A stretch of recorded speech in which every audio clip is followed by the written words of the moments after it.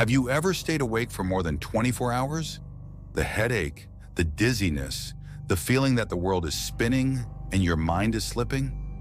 Now imagine being forced to stay awake for days. No chance to close your eyes, no chance to escape the torment, until your mind shatters. This wasn't just a nightmare. It was a form of medieval torture used to break people without spilling a drop of blood. They kept their victims awake until they lost their minds. Before we dive into this disturbing story of sleepless agony, make sure to subscribe to the channel and hit the bell icon. We're going deep into the darkest corners of medieval history, stories that are not for the faint of heart. Trust me, you don't want to miss what's coming next. Sleep deprivation sounds mild compared to being burned alive or torn apart by horses. But the medieval inquisitors, who were masters of psychological torment, knew that the human mind is far more fragile than the body. Sleep is not just rest, it's survival. Without it, the mind begins to collapse in ways more terrifying than any blade or chain. Imagine being tied to a cold wooden chair in a dark stone chamber. Your hands are bound, your legs are strapped down. Each time your eyes start to close, a bucket of icy water is dumped on your face, or a sharp sound, like the ringing of a bell or the clash of metal, jolts you awake. You are not allowed to drift, not even for a second. Days pass, hours blur, the walls seem to move, shadows whisper. You start seeing things that aren't there, faces in the dark, crawling insects, or even flames that don't exist. This was the power of sleep deprivation. It broke your mind before it broke your body. The use of sleep deprivation as torture dates back centuries. While the exact origins are hard to trace, there are accounts from the medieval Inquisition, that dark period when anyone accused of heresy or witchcraft could find themselves at the mercy of cruel inquisitors, where keeping someone awake was considered one of the most effective soft tortures. Unlike beating or burning, there were no immediate scars. Victims could be broken mentally and made to confess anything, all while their bodies remained seemingly unharmed. But make no mistake, the suffering was unbearable. Sleep is as vital as food or water. After just 24 hours without sleep, the human brain starts misfiring. Concentration collapses, memory falters, and emotions spiral out of control. After 48 hours, reality itself begins to warp. Victims hallucinate, hearing voices or seeing terrifying visions. And after several days, the line between life and nightmare vanishes. One chilling account describes a man accused of witchcraft in a 14th century European town. He was locked in a small dungeon, a heavy iron collar around his neck. Guards were ordered to shake him violently or splash cold water on him each time he closed his eyes. The man pleaded to sleep, even offering false confessions, but they kept him awake. By the fourth day, witnesses said he had started speaking to invisible figures, convinced that demons were clawing at the walls. On the sixth day, he laughed uncontrollably for hours, a hollow, broken sound. He died on the seventh night, not from wounds, but from total mental collapse and exhaustion. This method was horrifying because it attacked the core of human existence. Pain from whips or knives is localized and physical. You can endure it, at least for a time, but the absence of sleep corrupts every thought, every heartbeat, every breath. The victim's own brain becomes their torturer, conjuring horrors that feel real. They no longer know where they are or who they are. Some began clawing at their own skin or begging for death, just to escape the insanity. It wasn't only the Inquisition that used this method. Medieval prisons often employed it to weaken prisoners before interrogations. A popular method was to place the victim under constant dripping, not just water on the forehead, but a relentless sound of dripping water in the cell. The combination of sleeplessness and repetitive noise drove many prisoners insane. Some even mutilated themselves after days of this torment, just to end their suffering. Think about how vulnerable we are when we sleep. Sleep is our body's reset button.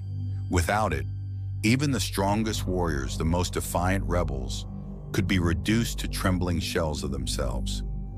That was exactly what medieval torturers understood.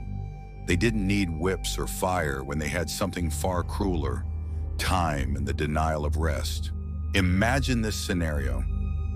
You are a prisoner in a stone cell. A single candle flickers on the wall, but you can't tell if it's day or night anymore. You are chained upright, your legs aching from standing so long. A guard watches you, waiting for your head to droop. The moment you try to rest, he strikes the bars with a rod, the sound echoing like thunder in your skull. Hours pass. Your eyelids feel like they weigh 100 pounds, but you're not allowed to close them. You do anything for just one moment of sleep. Even death feels like a relief. By the third day, your mind is gone. You start talking to the candle as if it's a person, or you swear that the stones in the wall are breathing. What made this form of torture even more terrifying was that victims rarely survived as the same person. Even if they were released, their minds were shattered. There are historical records of people becoming permanently delusional or catatonic after just a few days of this treatment. For inquisitors, that didn't matter. They weren't trying to keep their prisoners sane. They just wanted them to confess, to break, to submit. We often think of medieval torture as something gruesome and bloody: iron maidens, racks, burning stakes. But the real cruelty of that era was how deeply they understood the human mind's breaking points. Sleep deprivation was the perfect tool because it left no visible wounds. A person could appear physically fine but mentally destroyed, unable to resist or even think clearly enough to defend themselves. So why would they use such a slow method when they had so many violent tools at their disposal? The answer's simple: fear and control. When a person is awake for too long, they don't just lose strength, they lose their identity. They become malleable, like clay. Interrogators could implant false memories, coax false confessions, and make the victim believe anything. After enough sleepless nights, reality becomes a suggestion rather than a fact. In this first part of our story, we've only scratched the surface of this nightmare. In the next section, we'll explore the exact techniques medieval torturers used to keep their victims awake, the psychological horror that unfolded hour by hour, and the real historical cases where men and women begged for death rather than face another night without sleep. But before we continue, ask yourself, how long could you stay awake before your mind starts to break? If you think staying awake for a single night is hard, imagine what it feels like when every second of sleep is stolen from you. When your body is screaming for rest, but your captors won't let you close your eyes. In this part of the story, we are going to dive into the exact techniques medieval torturers used to break their victims through relentless sleep deprivation. And trust me, these methods are as terrifying as any blade or fire. The process often begins subtly. At first, the prisoner might not even realize that sleep was being deliberately denied. Guards would interrupt their rest every hour, shaking the bars or banging on the doors. They would pour buckets of icy water over the prisoner, not just to wake them, but to shock their entire nervous system. Sleep becomes a distant memory, replaced by an endless cycle of cold, noise, and fear. One of the most infamous techniques was known as standing torture. Victims were chained in an upright position, their feet barely touching the ground, forcing them to remain on their toes. Every time they began to drift into sleep, their bodies would slump, and the sudden strain of the chains would jolt them awake. Imagine spending not just hours, but days in that position. Blood flow to the legs would be cut off, muscles would spasm, and the sheer exhaustion of being unable to sit or lie down would make every second feel like eternity. Another common method was constant dripping. A prisoner would be tied down, often on a rough wooden bench or stone slab, and a single drop of water would be allowed to fall onto their forehead at regular intervals. At first, this might seem harmless, just water, just a drip. But after hours of the same drop landing on the same spot, the sensation became unbearable. Combined with the lack of sleep, this repetitive tapping could drive a person to hallucinations or hysteria. Some believed it felt like a tiny hammer striking the skull over and over again, echoing inside the mind like thunder. There were also more creative methods, designed not just to keep someone awake, but to terrify them into wakefulness. Prisoners would sometimes be forced to sit in shallow, freezing water, unable to sleep because the cold would shock them awake. Others were tied beneath dripping pipes or placed near loud, repetitive sounds, like the constant clang of chains or bells, until their nerves were shredded. One historical account describes a case during the Spanish Inquisition when an accused heretic was kept awake for nearly a week. Guards would take turns standing watch, slapping or shouting at him the moment his head began to nod. Food and water were given just enough to keep him alive, but rest was forbidden. By the fourth day, the man's speech became incoherent. He muttered strange phrases, begged to confess crimes he had never committed, and even started crying uncontrollably at random intervals. By the sixth day, he collapsed, his body trembling violently. It is said that even when they let him sleep afterward, he never recovered. His mind was fractured forever. Why is sleep deprivation so powerful? Modern science tells us that sleep is essential for memory, emotional stability, and even basic bodily functions. Without it, the brain starts shutting down parts of itself in waves. People who go 48 to 72 hours without sleep begin to experience severe cognitive breakdowns, hallucinations, paranoia, confusion. In medieval times, torturers didn't need to understand the science. They simply saw the results. A man who could withstand hours of whipping would crumble after 3 or 4 days without rest. Imagine this. You are strapped to a rough wooden chair in a dungeon. The air is cold, the stone walls are damp, a single candle flickers, but the shadows on the walls seem to move like living creatures. At first, you tell yourself you can endure this, but after the first night, your body aches, your eyes burn, and your thoughts feel sluggish. After the second night, you begin to lose track of time. Are you awake? Are you dreaming? You see strange shapes in the corners of the room. After the third night, your heart races at random. You start to laugh or cry or scream for no reason. You see faces where there are none. By the fourth night, you would say anything, admit anything, just to be allowed to close your eyes. One chilling example comes from the 15th century, where a woman accused of witchcraft was subjected to sleepless torture. According to the records, she was tied to a post in a cold, dimly lit chamber. Every time she started to nod off, the guards would ring iron bells right next to her ears. When she begged for mercy, they splashed her face with buckets of water. By the fifth day, she was screaming at things no one else could see. She claimed that the devil was crawling on the ceiling and whispering to her. Her mind was so broken that she confessed to being a witch, even though there was no evidence. This confession, extracted through madness, led to her execution. Sleep deprivation was also used as a form of public humiliation in some medieval towns.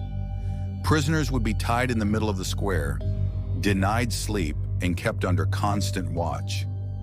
Crowds would gather to mock them, shouting or throwing things to ensure they stayed awake. After days of this treatment, the prisoner would be delirious, muttering nonsense and completely broken before any formal punishment even began. Another variation was known as the iron frame. This device locked the victim's head and neck in place, preventing them from resting it against anything. Every attempt to sleep would be met with sharp pain or discomfort. Combined with cold drafts, minimal food, and isolation, the victim's sanity would unravel rapidly. What makes this type of torture so horrifying is that it's invisible. Unlike a wound or a burn, the effects of sleep deprivation happen inside the mind. A person can look perfectly normal while their brain is collapsing. For inquisitors and torturers, this was the perfect weapon.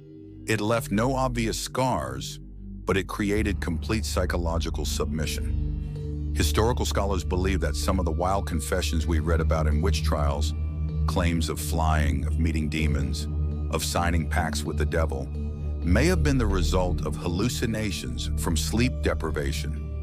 Imagine being awake for days, your mind filled with religious fear, and surrounded by interrogators demanding answers. It's easy to see how someone might start seeing demons or believing they had committed impossible crimes. There's also evidence that sleep deprivation was combined with other tortures. A prisoner might be forced to stand for hours on end or placed in stocks that prevented comfortable rest, while also being kept awake by noise or water. The idea was to push the mind to the breaking point faster. Some prisoners died simply from exhaustion. Others were left permanently damaged, unable to speak properly, unable to focus, trapped in a state of paranoia. Picture this final image. A man sits in a dark dungeon, his wrists tied so tightly that his hands have gone numb. His eyes are bloodshot, his lips cracked. He is laughing to himself, whispering secrets to the stones, because he no longer knows where he is. The guards watch him, amused. They don't need to hurt him anymore. His own mind is tearing itself apart. When they ask him to confess, he nods eagerly. Anything, just for a moment of rest. In the next part of this story, we will explore the devastating consequences of sleepless torture. How long it actually takes for a human to die from lack of sleep. The modern experiments that prove how cruel this method is, and the terrifying legacy it left behind in the annals of history.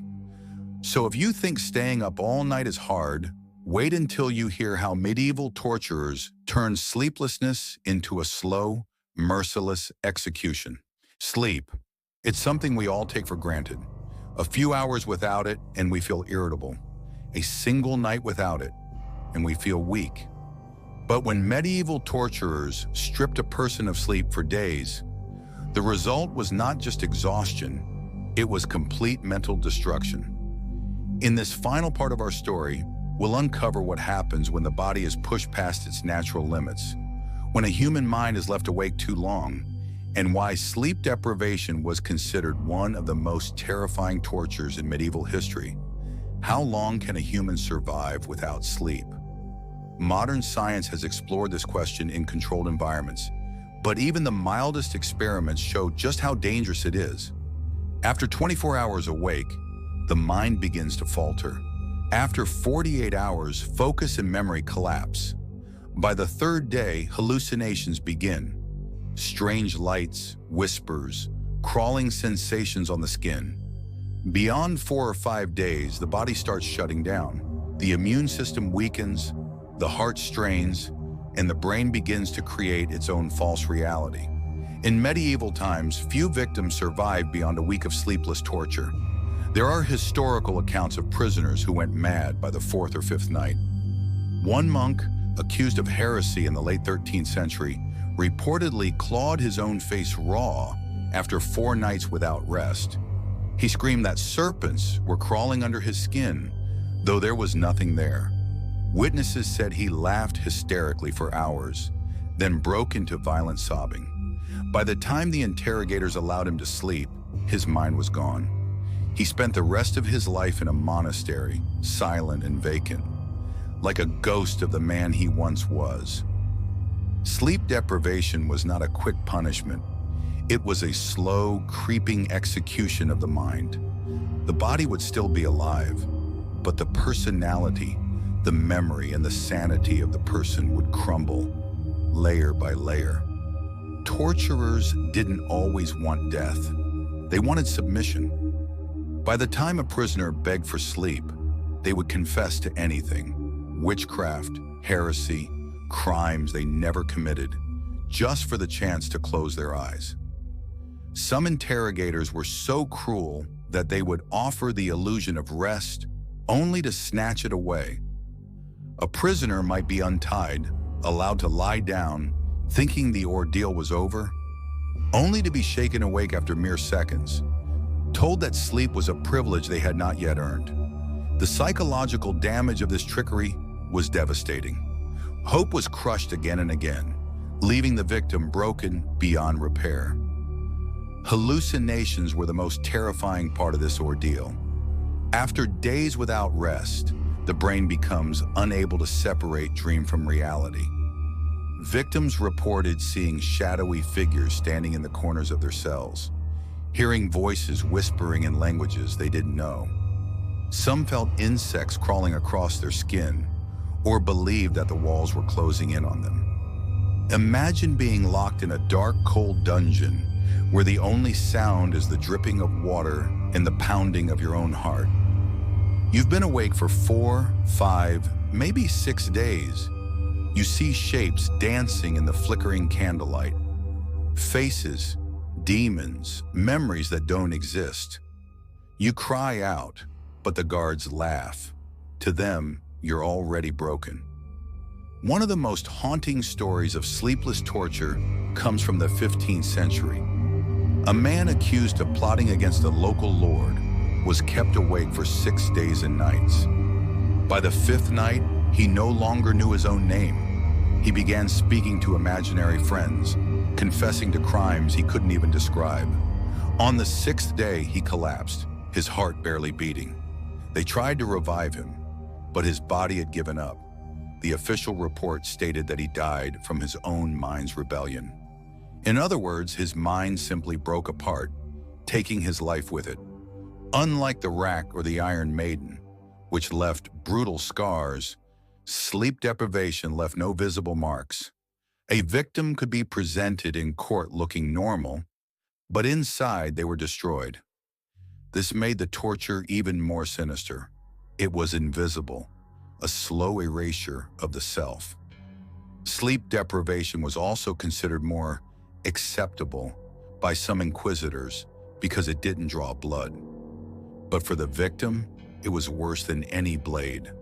The mind is the core of who we are, and when that is stripped away, it's worse than death. The legacy of sleepless torture. Even centuries later, the stories of sleepless torture still haunt the pages of history. It was not just a medieval curiosity. Even in modern times, versions of this method have been reported during interrogations and psychological warfare. The difference is, in the Middle Ages, it was treated as an art, a deliberate, methodical process to destroy a human being without ever cutting their flesh. Historians believe that hundreds of false confessions were extracted through this method. People confessed to witchcraft, consorting with the devil, or impossible crimes simply because they were too tired to know what was real. This method turned ordinary men and women into shells of themselves. Imagine the final hours of someone who has been awake for 6 or 7 days. Their body is trembling uncontrollably. Their vision is blurred. Every sound feels like a roar in their ears. The candlelight hurts their eyes, but the darkness terrifies them even more. They try to speak, but their tongue feels heavy and clumsy. Every second feels like an eternity. Some victims would fall into brief, micro-sleeps, just a few seconds of unconsciousness, before being jolted awake again.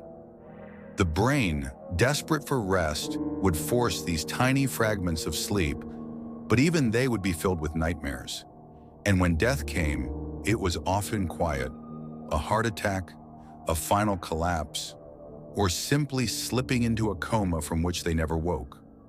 Looking back at these dark practices, we realize that the Middle Ages weren't just cruel with blades and fire, they were cruel with the mind. Sleep deprivation remains one of the most chilling forms of torture because it doesn't require violence to break someone. It's slow, it's invisible, and it's utterly devastating. If you found this story as haunting as I did, Make sure to subscribe and hit the notification bell. I dive into the darkest, most shocking corners of history, uncovering stories you won't hear anywhere else. Give this video a like, share it with someone who loves historical mysteries, and let me know in the comments. Would you rather endure a single day of brutal physical torture or a week of relentless sleeplessness? Thank you for staying with me through this chilling journey. Remember, the past holds lessons, sometimes horrifying ones, about what humans are capable of. Until next time, stay curious, stay brave, and I'll see you in the next video.